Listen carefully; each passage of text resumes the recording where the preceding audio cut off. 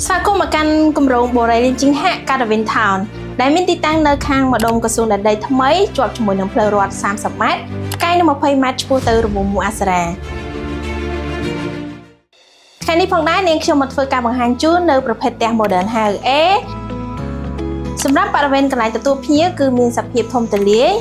មានខ្យល់អាកាសបរិសុទ្ធនិងមានពន្លឺចេញចូលគ្រប់គ្រាន់ករណីពិសេសផងដែរសម្រាប់ទីតាំងកន្លែងចង្ក្រានបាយគឺងាយស្រួលដល់បងចម្អិនម្ហូបអាហារជូនគ្រួសារជាទីស្រឡាញ់